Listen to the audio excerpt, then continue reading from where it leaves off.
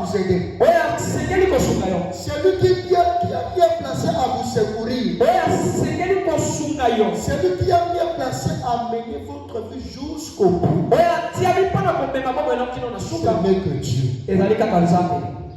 Et Dieu, il est la parole. Et cette parole, c'est la chose qu'on vient de lire ce matin. C'est pourquoi soyez attentifs à ce qui va être prononcé ici ce matin. Dieu veut s'adresser à votre âme. Dieu veut s'adresser à votre cœur. Et vous devez mettre tout de côté. Si tu étais venu, une connaissance qui était une connaissance humaine, qui était une connaissance du monde, vous devez mettre ça de côté et de vous attendre uniquement au Seigneur. Alors ce matin, nous venons de lire dans Romains chapitre 12, le verset 1er jusqu'au verset 2. On a aussi lu dans Luc chapitre 1er, le verset 26. On verra de quelle manière Jésus-Christ est venu sur la terre. Et aussi dans Jean chapitre 1er, le verset 45 jusqu'au verset 46. Et là-bas nous voyons des hommes. C'était Philippe et Nathanaël. Et là nous voyons le Seigneur Jésus-Christ. Il était au début de son ministère. Et dans son début de son ministère, il devait avoir avec lui ses disciples. Et partant de ses disciples, il devait aller prendre l'un après l'autre. Et là maintenant Philippe, il était déjà devenu coin du Seigneur Jésus-Christ. Alors lui aussi, comme la vie éternelle, ça se transmet d'un individu à un autre.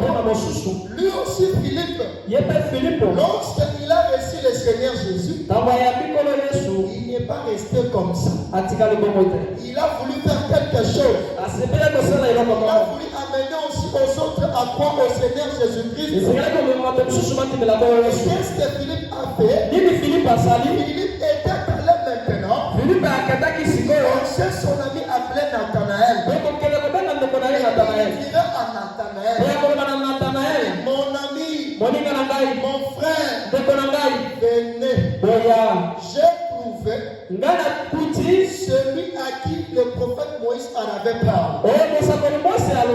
Et son nom c'est le Seigneur Jésus-Christ. Et maintenant la question se pose.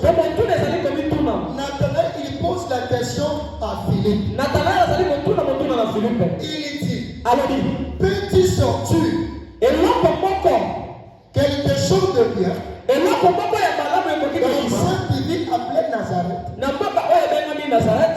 Philippe, donc il n'avait pas assez de connaissances. Donc il n'avait pas assez d'instruction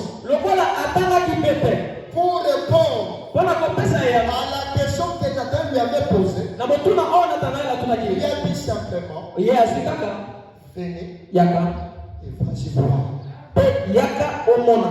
Moi je ne vais pas parler de moi-même. Toi-même Nathanaël, viens et vois.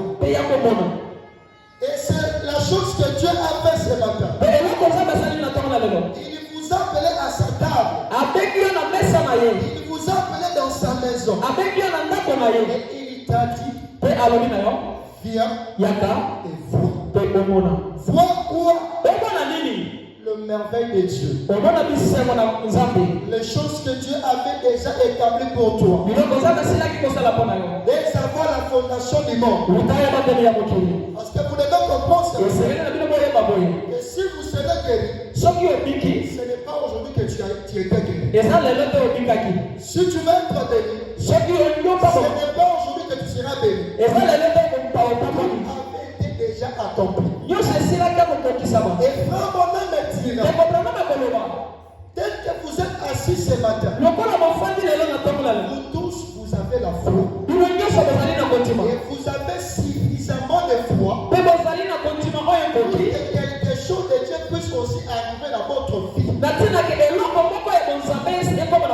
ce qu'il vous faut simplement, c'est une connaissance. Et quelle est cette connaissance? La connaissance de l'Écriture, donc sur lequel Dieu est venu nous révéler, nous dire, nous rappeler ce qu'il avait déjà fait pour vous et moi.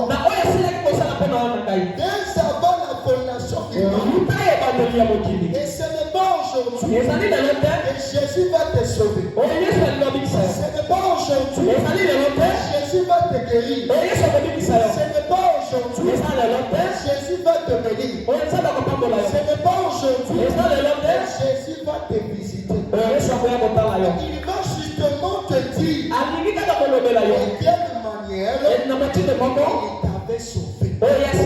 C'est pourquoi plusieurs d'entre vous, ils avaient aussi reçu l'invitation de venir ce matin. Ils ne se sont pas présentés. Pourquoi? Dans la prédestination de Dieu, dans le plan de Dieu, il savait déjà qu'il a fallu à nous être le nombre que nous sommes assis. Donc, ce qui revient à Dieu, tout ça se passe selon le plan de Dieu. C'est pourquoi les calculs de Dieu, ce sont des calculs qui sont différents des calculs de hommes. Dieu ne fait pas des choses selon vous et moi. Dieu, il fait ces choses conformément à son plan. Il avait déjà établi avant la fondation du monde. C'est pourquoi dans les Écritures, nous venons de lire, on nous relate l'histoire d'un homme appelé Jésus. De quelle manière il était venu sur la terre. On nous dit c'était au 6e mois. Alors Gabriel s'est vu présenter devant cette femme-là appelée Marie. Dans l'île de ville de Galilée, appelée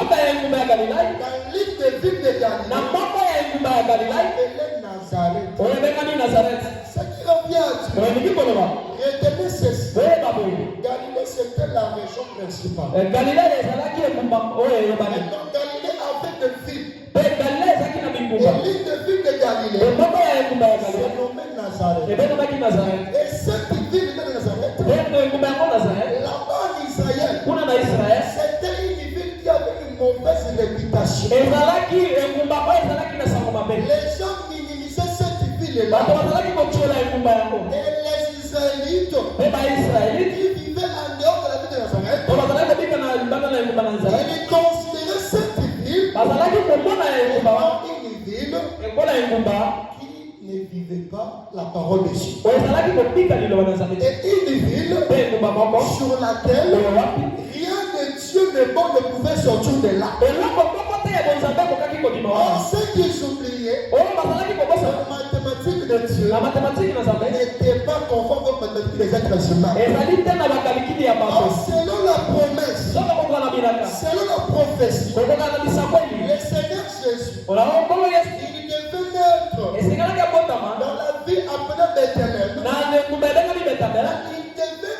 Il devait grandir dans la ville de Nazareth. Enfin que cette ville-là, de Nazareth, celle qui était méprisée, celle qui était dénigrée, celle qui était ignorée, celle qui était sabotée, et tout le monde, cette ville-là, jusqu'à ce matin, nous puissions continuer à parler de cette ville. Voilà pourquoi nous disons le Jésus de Nazareth. Donc Jésus est venu pour changer la mauvaise réputation qui était connue et 12 dans cette ville appelée de Nazareth. Et cette ville ce matin, de Nazareth, elle est comme vous et moi. Cette ville de Nazareth, elle est comme vous et moi. Les gens par lesquels ils n'avaient pas une bonne réputation. Les gens par lesquels ils étaient méprisés. Ils étaient même dans le péché. Conçus dans l'iniquité. En venant au monde, en disant des mensonges. Des gens qui ne méritaient pas d'être sauvés. Des gens qui n'avaient pas même le droit de parler au nom du Seigneur. Des gens, en les regardant, quelques générations avant eux, des gens qui ne connaissaient pas Dieu. Mais quoi que c'est là, dans les calculs de Dieu, et donc vous étiez la ville de Nazareth, le Seigneur Jésus-Christ devait venir vivre en vous. Remarquez, c'était une ville qui avait une mauvaise réputation. Mais malgré cela, il y avait aussi une jeune fille du nom de Marie. Et cette fille-là, elle était toujours vierge. Elle vivait dans la pureté. Elle vivait dans la sanctification. Elle vivait dans la crainte de Dieu. Ce qui revient à Dieu. Et il est vrai que nous vivons dans ce monde. Le monde de péché. Le monde de brigands. Le monde de mauvaises personnes. Et vous devez retenir ce matin. Nous vivons de ce monde. Nous ne sommes pas de ce monde. Et si nous ne sommes pas de ce monde, malgré les impuretés, malgré l'enfer, qui est maintenant dans le monde, parce que l'enfer est maintenant au monde. Mais quoi que c'est là, si vous êtes initialement prédestiné de Dieu, si vous avez la vie de Christ en toi, tu vivras toujours dans la pureté. Malgré le monde tout entier, elle peut vivre aujourd'hui dans le chaos, dans un moment si difficile. Mais toi, étant une prédestinée de Dieu, il est censé vivre dans la pureté. Dieu est en train de rechercher quelqu'un il peut entrer et transformer sa vie. Afin que celui-ci il soit aussi comme une référence par lesquelles plusieurs parleront aussi de lui. Remarquez, ce matin Marie n'est pas là. Remarquez, ce matin la vie de Nazareth n'est pas là. Remarquez, Jésus dans la chair, aujourd'hui physiquement, il n'est pas là. Mais qu'est-ce que nous voyons? Malgré tout cela, continuons à parler de ces gens-là. Pourquoi? Parce que c'était des gens qui avaient marché avec Dieu. Parce que c'était des gens qui avaient reçu Jésus-Christ dans leur vie. Parce que c'était des gens qui avaient vu Jésus grandir. Voilà pourquoi ce matin nous devons parler sur un petit thème intitulé une vie cachée en Jésus. Une vie cachée en Christ. Malgré des sémons, malgré ce qui vit ici, Dieu il a besoin que la vie soit cachée en lui. Mais ce qui fera en sorte que ta vie puisse être cachée en Jésus, puisse être cachée en Christ, il te faudra recevoir une puissance. Parce que c'est la chose qui a fait la différence dans la vie de Marie. Marie a posé la question. Ce que tu m'as dit, comment ça va arriver alors que je ne connais pas un homme? Je suis toujours vierge. Et toi tu me dis que je suis censé concevoir. Comment ça va se passer? Et là où Gabriel dira à Marie, le Saint-Esprit t'ouvrira. Et l'enfant qui sortira de toi, c'est ce enfant, son nom s'appellera Jésus. Et qu'est-ce qui s'est passé? Marie n'avait pas douté. Marie, elle a simplement dit qu'elle me soit faite comme tu l'as dit. Je suis sa servante. Ce qui revient à Dieu, la chose qui a produit le Seigneur Jésus dans le ventre de Marie, c'était la puissance du Saint-Esprit. Et si cette puissance est là, elle peut aussi venir à toi ce matin. Cela aussi produit la vie de Jésus-Christ dans votre cœur. Voilà pourquoi il y a des gens qui professent qu'ils sont des chrétiens, qui viennent aussi à l'église, mais rien ne change, rien n'arrive. Pourquoi? Parce qu'ils n'ont pas une vie cachée en Christ. Et quel est ce type? Le prophète nous fait voir. Retournons là-bas au jardin, retournons au commencement, ou retournons dans les enfants d'Israël.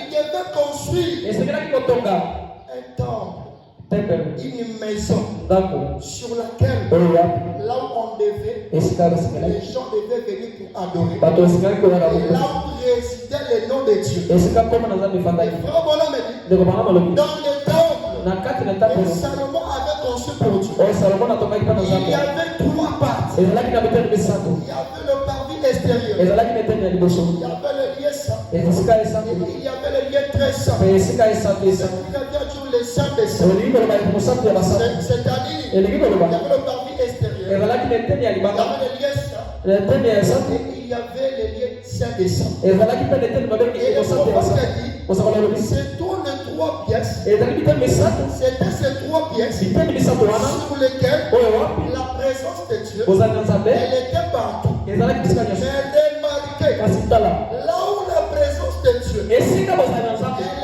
totalement, elle était dans la plénitude. Ce n'était pas dans le parvis extérieur, ce n'était pas dans les lieux intérieurs, dans les lieux saints, c'était dans les lieux saints des saints.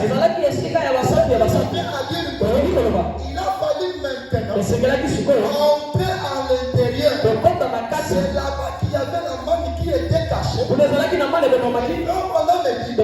C'était le type qui devait nous montrer que vous et moi, nous devrions avoir une vie qui est censée être cachée en Jésus-Christ. Parce que là-bas, les souverains sacrificateurs n'entraient pas de temps en temps. Aaron, il devait entrer qu'il seul. Et lorsqu'il entrait, il l'amenait avec lui et regarde que les autres personnes pour aller présenter cela à notre Dieu. Et cet endroit était appelé les saints des saints. C'était un endroit sanctifié. C'était un endroit purifié. C'était un endroit où on ne pouvait pas trouver les impuretés. C'était la manière que Dieu devait nous montrer que si tu étais encore dans le parvis extérieur, ne te limite pas là-bas. Il te faut maintenant entrer dans les saints, dans les lieux saints. C'était à l'intérieur. Il ne te faudra pas te limiter aussi. En ces lieux-là, appelés les lieux saints. C'est la mission. destination finale, elle était, il faudra entrer jusqu'au lien appelé Saint des Saints. Maintenant, il compare cela à notre esprit et à notre corps. Il dit, il y a des gens qui ont reçu le Seigneur Jésus. Leur vie, ils se sont limités justement au corps. Ils ont l'apparence des chrétiens. Ils s'habillent très bien. Lorsque vous les regardez, ils se sont vraiment des chrétiens. Mais essayez encore de pénétrer. Lorsque vous entrez dans les lieux saints, vous verrez que ces gens-là, ils se sont limités justement dans leur vie extérieure. Or, la destination, c'est ni le parvis extérieur. La destination, c'est ni le lieu saint. La destination, c'est le lieu très saint. C'est le saint des saints. Cela représente la vie d'un saint qui devait se manifester en Jésus-Christ. Quand je parle maintenant, je ne fais pas allusion à la vie que tu vis maintenant. Je ne fais pas à la vie que toi tu es en train de voir maintenant. Mais ce que je parle ici, c'est une nouvelle naissance. Et notre vie, qui doit maintenant s'élever en toi. Tu dois représenter le Seigneur Jésus-Christ dans votre âme, dans votre corps, dans votre vie, pour montrer que ce n'est pas simplement les chrétiens de parole, mais c'est que aussi du Seigneur Jésus-Christ, elle est en train de vous accompagner. Pourquoi? Parce que Jésus, il vit maintenant en tout. Et que tu arrives à dire comme Paul avait dit, ce n'est plus moi qui vis, c'est Christ qui vit. Et frère Branham, il nous fait montrer la vie de Pierre en deux volets. Frère Branham dit, la vie de Pierre, la vie qui vit avant la mort de Jésus. Et Pierre aussi la vie notre vie après la résurrection de Jésus. Lorsqu'il a reçu le baptême du Saint-Esprit, il dit qu'est-ce qui s'est passé? Avant la mort de Jésus, avant que Christ puisse envoyer le Saint-Esprit, c'était quoi? C'était Pierre qui était en Jésus. C'était Pierre qui était en Jésus. Mais après la mort de Jésus, Jésus lui a envoyé le Saint-Esprit. Ce n'était plus Pierre qui était en Jésus. C'était devenu maintenant Jésus qui était dans Pierre. Le problème ici, il ne s'agit pas de toi, mon frère, d'être en Jésus. Mais il faudra que Jésus soit en toi. Tu dis que tu es un chrétien. C'est une merveilleuse chose. Parce que frère Branham dit, dans les mathématiques de Dieu, le chiffre 3, c'est la perfection. Tu es parfait en toi. Et il dit, le nombre 3, le nombre 7, le nombre 12, le nombre 40, le nombre 50, ce sont les nombres de Dieu. Et il dit, regardez une maison. Peu importe la manière que tu peux construire ta maison, elle peut avoir 10 étages, elle peut avoir 40 étages, mais dans une maison, il n'existe que 3 pièces. Il dit qu'il n'existe que 3 pièces. Et quelles sont ces pièces? Nous avons la cuisine. Nous avons les salons. Et nous avons la chambre. Frère Branham dit, construisez ta maison de la manière que tu veux. Mais ce que nous connaissons, dans une maison, il n'existe que 3 pièces. La cuisine, les salons et la chambre. Et Frère Branham cuisine. Qu'est-ce qui signifie la cuisine? Dit la cuisine. C'est là où nous venons pour manger. Dit pourquoi? Dit la nourriture est préparée. Parce que la nourriture est préparée. C'est comme je prêche ce matin. Vous êtes en train de croire. Vous avez eu la foi en cela. Lorsque tu as cru en cela, Jésus maintenant, il t'a accepté dans sa parole. Il te faudra maintenant entrer dans la communion. Dans l'assemblée des saints. C'est-à-dire, tu étais dans la cuisine. Il faudra quitter la cuisine et entrer maintenant au salon pour communier avec ton Dieu, avec les uns les autres. Mais après avoir communié au salon, il te faudra aller dans la chambre pour se reposer. Mais frère, madame vient encore nous révéler. Il dit, mais moi, ma pièce de la chambre, je l'ai transformée étant le lieu pour les secrets pour la prière. C'est là où je pars pour prier mon Dieu. C'est là où je pars pour rencontrer mon Dieu. Parce que Dieu vous a dit, quand vous venez à l'église ici, ne faites pas de longues prières. Ce n'est pas ici que tu vas prier longuement. Le Seigneur Jésus nous a dit, si vous voulez prier longuement, allez entrer dans votre chambre. Mon frère me dit, votre chambre est accouchée. C'est ça le lieu saint des saints pour vous. Là où tu es censé mourir, là où tu es censé prier, à ne pas relâcher, à ne pas abandonner, jusqu'à ce que quelque chose doit arriver dans votre vie. Parce que j'ai toujours dit aux gens, vous pouvez commencer à venir à l'église de temps en temps. Mais lorsque tu es un pied sur la mer, un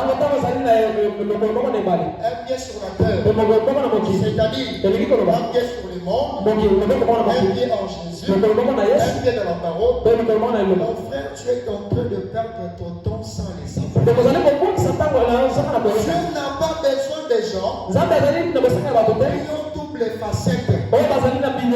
Dieu, il recherche des gens qui ont abandonné toutes les choses, qui ont fait confiance uniquement en lui. Les gens en qui Dieu peut passer pour se manifester et sauver aussi les autres. Mais pour que Dieu puisse arriver là, vous devez le faire entrer dans votre cœur. Tu dois vivre. Tu ne dois pas avoir de chambre privée. C'est-à-dire, il y a des choses que toi tu connais. Et puis que tu as cru. Tu dis ça, je ne pourrais jamais dire ça. Je ne pourrais jamais confesser ça. Si tu fais une telle chose, c'est très dangereux pour toi. Tu ne dois pas avoir de chambre secrète sur lesquelles Jésus n'entre pas. C'est là qu'il dit la plupart des gens, ils ont fait du Seigneur comme leur sauveur, mais ils n'ont pas fait de lui comme leur Seigneur. C'est-à-dire, ils ont reçu Jésus dans leur vie. C'est bien. Mais ils ont dit, ça ne touche pas. Ça ne touche pas. Ça ne touche pas. Ça ne touche pas. Oh, ça c'est très dangereux. Tu ne peux pas être un chrétien qui prie le Seigneur, qui vient à l'église, et en même temps tu as aussi visité le féticheur quelque part. Et pour toi, aller visiter des féticheurs, c'est normal. Ça ne te dérange pas. Pour toi, essayer un peu de boire quelque chose qui est contre la parole de Dieu, c'est normal. Non, tu dois te décider. Tu ne dois pas être un chrétien frontalier Tu ne dois pas être un chrétien frontalier. Mais tu es censé être un chrétien qui a une merveilleuse position. Tu dois avoir une position dans les choses de Dieu. Frère, mon ami, c'est le temps pour nous soit de servir Dieu ou de ne plus servir Dieu. Ce n'est pas bien. Aujourd'hui tu sers Dieu. Demain tu sers Dieu. Demain tu sers Dieu. Et l'autre jour là, tu abandonnes la foi. Tu es en train de te faire du mal sans le savoir. Et Dieu n'aime pas une telle attitude. Dieu, il aime des gens qui ont pris l'engagement pour lui. Malgré les hauts et les bas, ils ont giré. Que je tombe, que je faillisse. Moi, je resterai toujours avec Dieu. Et je mourrai toujours avec Dieu. Et je les servirai jusqu'à la fin de ma vie sur la terre. C'est pourquoi Jésus dit, vous ne servirez pas de maître à la fois. Vous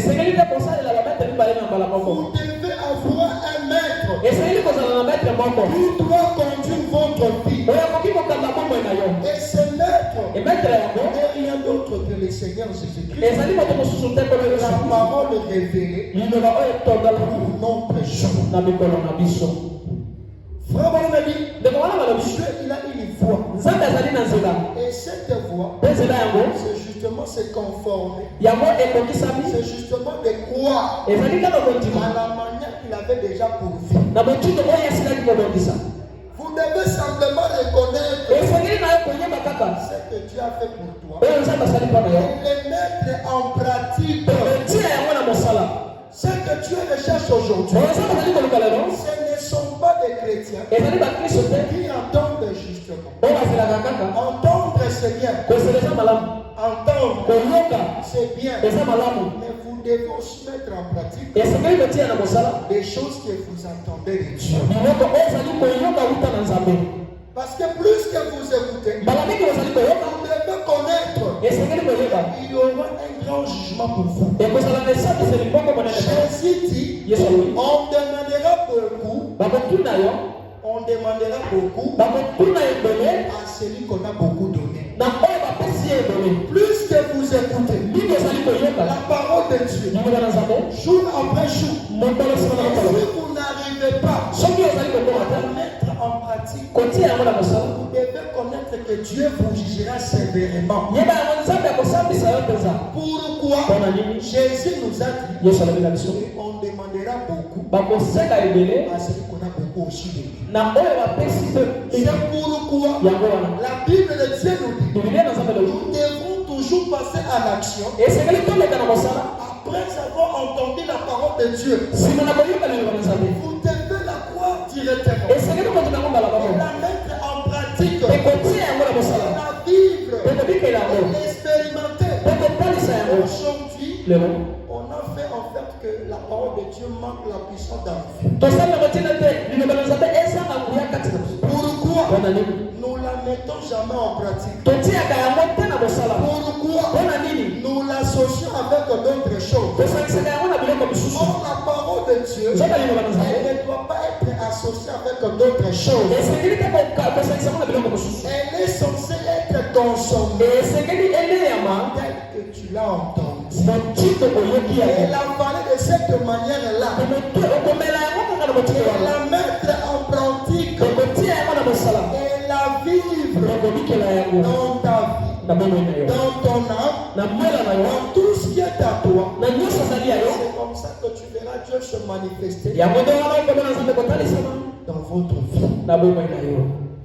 Frère, mon ami dit, la preuve qui nous montrera que tu as été sauvé par Dieu, c'est lorsque tu arrives à prendre Dieu au mot. Et tu le prends au mot en quoi dans sa parole. C'est un signe qui nous montre que tu avais été sauvé par Dieu. Et non seulement la prendre au mot. On a dit Après avoir pris la parole de Dieu, nous devrions maintenant voir des fruits qui doivent accompagner la parole que tu avais dit, que tu avais écrite.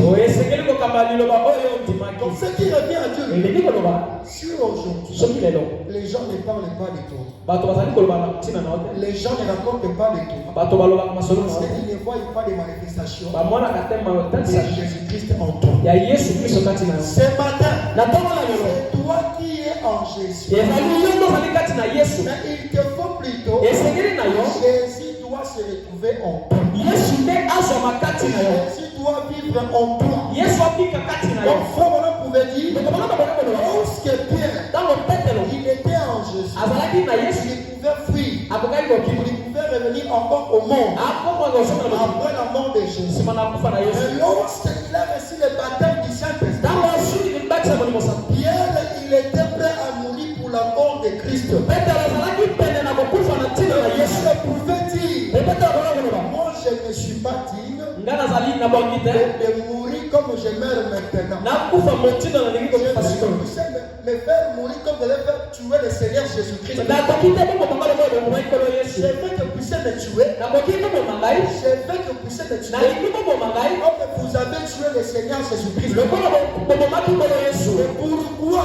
Parce que là maintenant, c'était Jésus qui était dans toi. Et nous aussi ce matin, nous devions être en Jésus. Et Jésus aussi doit être en nous. Doit vivre en nous. Parce que selon la promesse, le Seigneur nous avait dit, je serai avec vous. Et même enfant. Jésus peut être avec toi. C'est une très bonne chose. Mais la meilleure des choses, il faudra qu'il puisse être en vous. Donc s'il est avec toi, s'il est avec toi, il est dans la promesse d'Élie. Mais pour que la promesse elle soit dans sa totalité, la promesse elle est dite, je serai avec vous. Et même en vous. Christ doit être avec vous. Et même en vous. Et c'est comme ça que tu verras le fruit de Dieu se manifester dans votre vie. Il te faudra abandonner le monde. Et quel est le monde? Le monde, c'est l'incrédulité. Si tu es entré dans vie, les choses du monde, c'est parce que tu ne crois pas. Parce que si tu croyais, tu n'allais pas voler, tu n'allais pas mentir. Frère Barnum me dit, Dieu ne nous condamne pas parce qu'on avait menti, parce qu'on avait volé, parce qu'on avait fait la prostitution. Dieu va nous condamner parce que nous n'arrivons pas à prendre la décision de quitter le mal que nous sommes en train de vivre. Donc tu vis. Tu as la grâce de Dieu avec toi. Même une prostituée de la rue, donc elle vit, elle a encore la grâce de Dieu dans sa vie. Dieu a encore ses yeux sur elle. Dieu compte encore sur elle. Dieu va la juger sévèrement si elle arrive à quitter le monde sans croire au Seigneur Jésus. C'est là que le jugement va commencer. On a nous dit le jugement de Dieu, ça se passe dans sa maison. Et ça se passe maintenant. Que vous écoutez maintenant, vous êtes en train d'écouter le jugement de Dieu. Et si que vous écoutez ce matin, vous êtes en train de faire deux choses. L'évangile que vous écoutez ce matin, vous êtes en train de faire deux choses. Soit ça va vous sauver, soit ça va vous connaître. Et retenez toujours, Dieu ne peut pas appeler quelqu'un en jugement sans d'abord lui avertir en premier lieu. L'avertissement de Dieu toujours été sa parole. Selon les Écritures, il nous a été dit dans Ézéchiel, l'âme qui pêche, c'est celle qui mourra.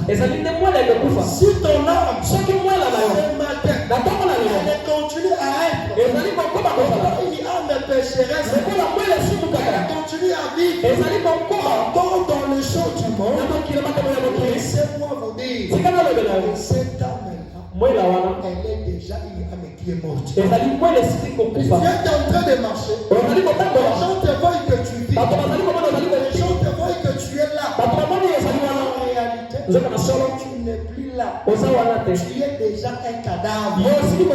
Tu es déjà quelqu'un qui est mort. Pourquoi Jésus pouvait dire, ne craignez pas quelqu'un qui a la capacité de tuer justement ce corps. Mais craignez plutôt c'est lui qui a la capacité de tuer et le corps et votre âme.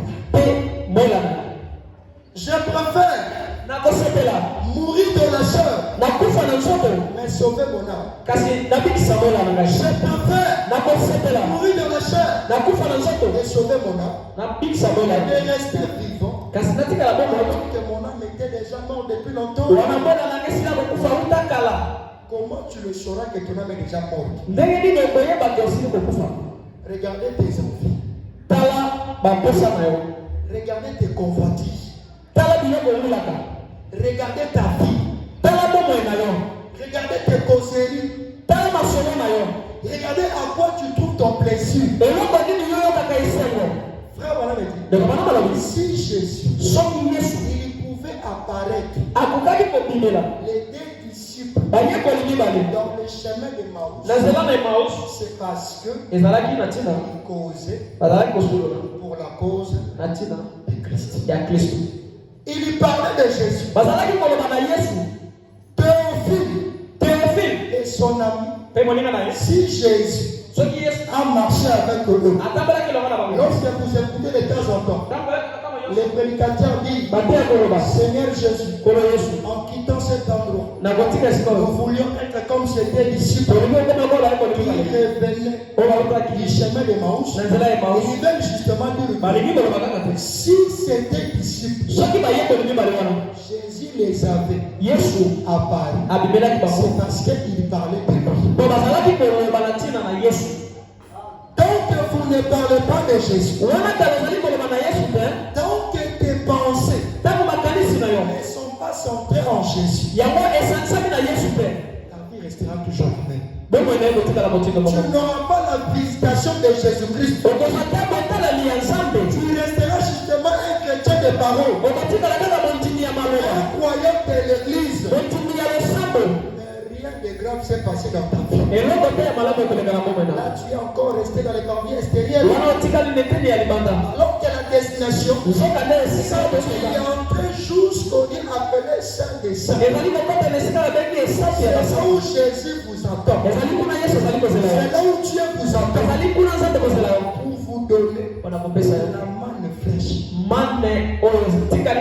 Selon les promesses, la main des enfants d'Israël, elle devait être mangée. Si c'était tombé le matin, c'était que pour une journée. Vous ne pouvez pas la manger encore le lendemain. C'était une nourriture qui était journalière. C'était une nourriture qui était réservée pour une seule journée. Remarquez le miracle de Dieu. Lorsque Dieu avait dit à Moïse de prendre cette manne et d'aller le mettre là-bas dans le lieu appelé Saint des Saints, Dieu avait dit à Moïse, génération en génération, verront cette manne-là. Alors que c'était une manne, elle devait pourrir. C'est une journée. Mais cette manne-là qui était mise dans le lieu saint de Saint, cela a traversé des générations en génération. On a dit, c'était le type du Saint-Esprit. C'est pourquoi ce matin, le Saint-Esprit que Dieu est censé vous donner aujourd'hui, le même Saint-Esprit qui était descendu le jour de la Pentecôte. Et ce Saint-Esprit-là, cela n'expire jamais. Le Saint-Esprit n'a pas une date d'expiration. Le Saint-Esprit, ça continue toujours à faire le même œuvre. Parce que vous avez aujourd'hui les actes. Dans la meilleure phrase, dans le meilleur mot, on devait plutôt dire les actions, les actes du Saint-Esprit dans les apôtres. Donc, ce qui revient à dire, si toi aussi ce matin, tu as reçu le Saint-Esprit de Dieu, tu feras aussi les mêmes actions. On dira aussi les mêmes résultats. Les apôtres avaient produit. Cette vie, ça se manifeste. Ces résultats, ils arrivent après avoir une vie consacrée en Jésus. C'est un esprit qui est doux. C'est un esprit qui est timide. Je te pose la question. Quel est ton Saint-Esprit là? Qui parle toujours de temps en temps sans avoir les réponses. Le Saint-Esprit, quand celui-ci vient dans la vie de l'homme, sa façon, même sa nature, et il devient un homme qui ne reste pas là tout le temps en train toujours de parler. Parce que selon la promesse de Dieu, la bouche qui parle beaucoup, ça ne manque pas aussi de tomber. Ça ne manque pas aussi de commettre des erreurs. Nous, avec le Saint-Esprit, le Saint-Esprit est très unique. Comment tu peux rester là toute la journée? En train toujours de parler. Et les conseillers sur lesquels tu es en train de parler, elle n'est pas même liée à la parole de Dieu. Quand Jésus va vous apparaître dans vos maisons, Jésus il sortira de l'histoire. Vous ne prenez pas les choses de penser à lui. La chose qui faisait Adam et Ève, qu'ils puissent aussi rester pendant beaucoup de années, à ne pas tomber, parce qu'ils avaient déjà dans leur pensée que chaque soir, j'avais rendez-vous avec Dieu, je devais communier avec lui, je devais parler avec lui, je devais m'entretenir avec lui. Ce qui revient à dire, le Saint-Esprit se nourrit avec la parole. Régime alimentaire du Saint-Esprit, c'est la parole. Mais te voilà, tu ne lis pas la Bible. Tu ne lis pas la Bible. Toute la journée tu restes là. Tu ne pries pas. Tu ne fais rien pour Dieu. Tu ne penses pas. Comment il va s'apparaître? Comment il va te visiter? Comment tu vas témoigner avant aussi les témoignages? Je suis fatigué à être des chrétiens. Ils viennent à l'église et rentrent toujours comme ça. Rien ne se passe. L'âge aussi avance. L'âge aussi avance. Et frère, on me dit, quelqu'un il dépense 25 ans. Et déjà avec lui. Et du jour au jour qu'il vit, il s'approche vers la mort. Toi tu te dis, je suis encore jeune, je dois encore mériter la vie. Tu oublies, plus que tu vis, tu t'approches de la mort. Maintenant, tu t'approches de la mort. Après ton passage terrestre, les gens garderont quoi de toi comme souvenir? Les gens parleront de quoi de toi? Regardez un exemple. Nous sommes réunis ici. Nous sommes réunis ici. Dans une église. Mais quand on parle de cette église, vraiment, qui était un serviteur de Dieu, qui a servi Dieu. Aujourd'hui, il n'est plus dans la chair. Mais ses œuvres continuent toujours à le faire vivre. On ne peut pas l'oublier. De génération en génération. Il avait servi Christ. Parce qu'il avait reçu Christ. On continue toujours de parler de lui. Maintenant, toi, quand tu quitteras ce monde, quand tu finiras avec toi, quel est ce témoignage qu'on gardera de toi? Quelles seront tes références que les gens vont se souvenir de toi? C'est pourquoi tant que tu vis, il faudra vivre pour Dieu. Il faudra faire des choses pour Dieu. Il faudra marcher pour Dieu. Il faudra témoigner pour Dieu. Et ne soyez pas justement quelqu'un qui est avec Jésus. Il faudra aussi aimer que Jésus soit en toi. Que Jésus devienne ta vie. Jésus même dans ta chambre.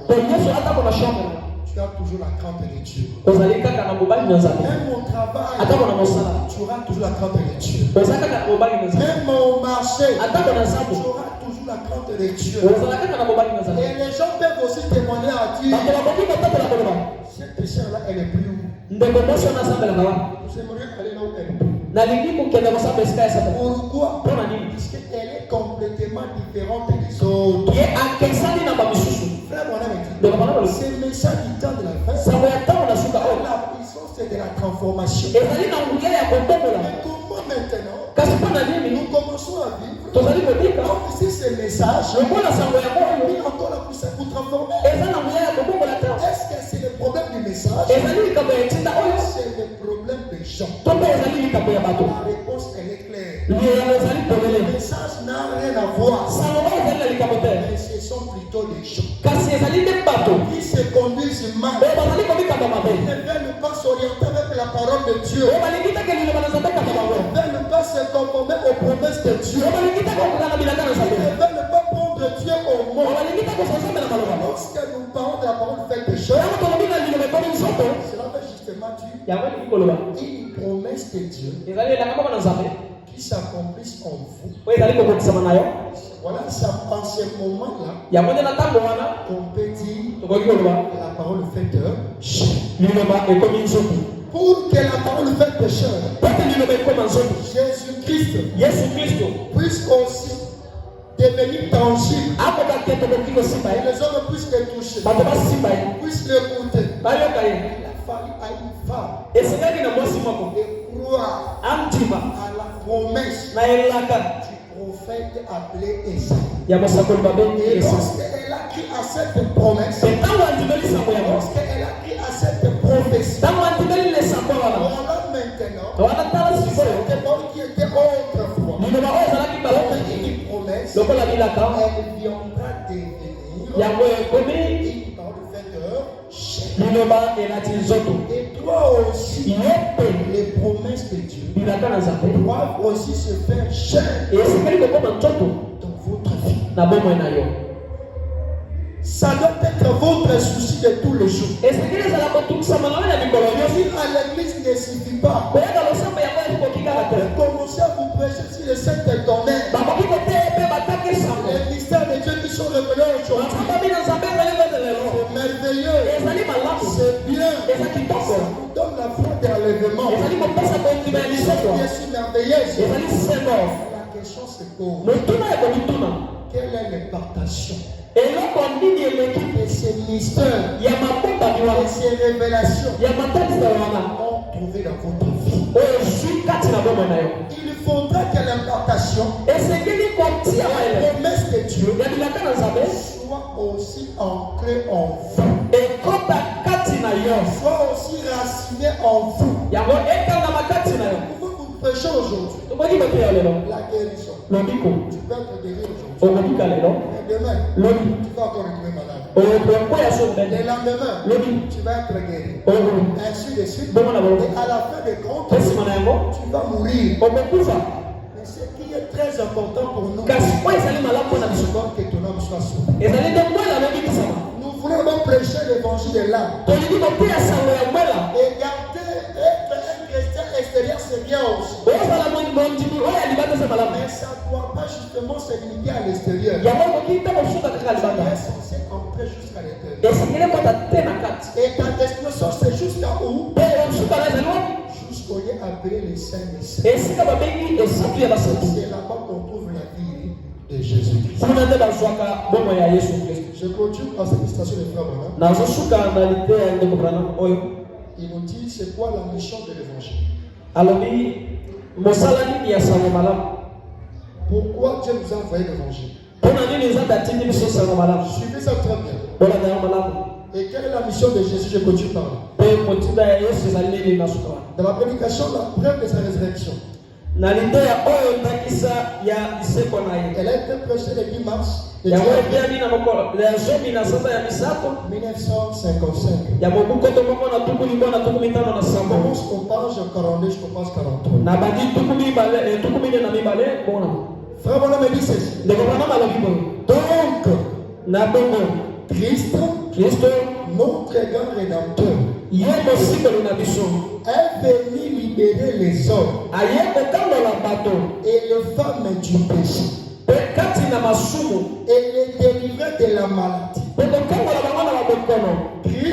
Christ, dont il est mort au calvaire, il a été blessé pour notre agression. Et c'est dans ce maître ici que nous avons été guéris. Bon, c'est la bonne nouvelle. L'évangile. C'est quoi l'évangile? L'évangile, c'est que Christ est mort à la place du péché. L'évangile est que Christ a pris la place du malade. L'évangile est que Christ a pris la place du pécheur. Christ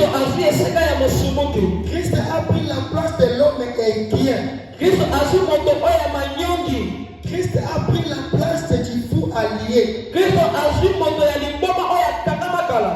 a pris chaque place. Il nous a délivré de toutes les afflictions. Et tout le péché que le diable avait utilisé pour nous mettre en prison.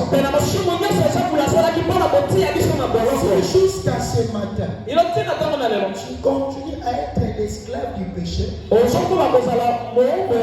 devez connaître que pour toi, tu es dans la prison. Tu es dans la prison du diable.